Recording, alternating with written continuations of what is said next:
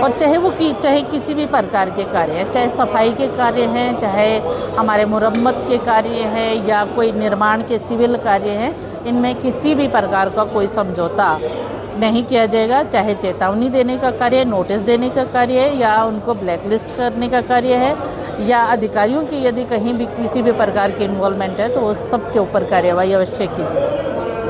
दूसरा, कोरोना ने दस्तक दे दी है, उसके लिए भी एक अहम रोल रहता है निगम का, तो उसके लिए क्या तैयारी है? हाँ, वो हम साउंड सिस्टम के माध्यम से जिस प्रकार से हमारी गाड़ियाँ टिप्पर घर घर डोर टू डोर पहुँचती हैं, उसके अंदर लोगों को चेतावनी के रूप में उनको समझाने के लिए साउंड सिस्टम के माध्यम से बताने का कार्य करवाया जाए। और जल भराव के लिए किस तरह से रिस्पॉन्स रहेगा? जल भराव में सबसे पहले तो हमारी व्यवस्थाएं यही हैं कि जहाँ पर लोहे के जाल लगवाने हैं कि पीछे से कोई ऐसी चीज़ें डाल दी जाए जिसकी वजह से हमारी सीवरेज की व्यवस्था है, नालों की व्यवस्था ख़राब हो जाती है, तो वहाँ पर रुकावट के लिए उनके साफ़ सफाई के लिए विशेष रूप से ध्यान दिया जाएगा।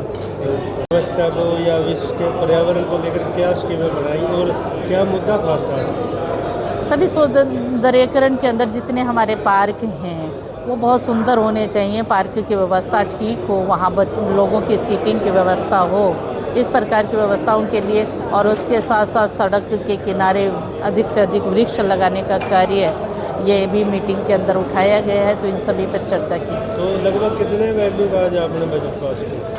हमने 52 के आसपास प्रस्तावों के ऊपर सहमति व्यक्त की। नहीं, पैसा कितना लगेगा ये बजट पास?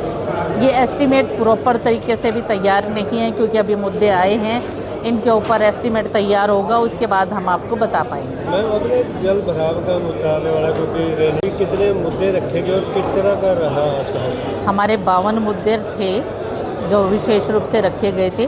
पिछले मुद्दों के ऊपर भी चर्चा की गई जो अधूरे रह गए थे, और नेक्स्ट मुद्दों के लिए हमने टाइम भी निर्धारित किया है कि इस टाइम के अगली जैसे हमारी मीटिंग रहे उसके अंदर वो मुद्दे कंप्लीट हो सके, चाहे वो स्वच्छता का है, नालियों का है या साफ़ सफाई का है। आने वाले बरसात के समय में हमारे नालियाँ ठीक हों, नालों की सफाई प्रॉपर तरीके से हो जाए, उसके ऊपर हमने विचार विमर्श किया है और सभी एजेंडों को हमने कमिश्नर को और अपने अधिकारियों को दिया है ताकि वो तुरंत प्रभाव से इसके ऊपर कार्य कर सकें। कुछ जो पार्षद हैं उन्होंने भी शिकायत करी क्वालिटी को लेकर, या उनकी बात नहीं सुनी जाती है। कुछ ऐसे ठेकेदार थे जो ब्लैक लिस्ट थे, उनको फिर दोबारा से काम दिया। हाँ, उन सबको हमने ज़रूर चर्चा में रखा है कि इस प्रकार के यदि ठेकेदार रहते हैं तो ब्लैक लिस्ट भी उनको किया जाए। बार बार जो अगर एक बार कोई गलती करता है वो गलती की भरपाई हो जाती है, लेकिन अगर वही ठेकेदार बार बार गलती करता है तो उसके ऊपर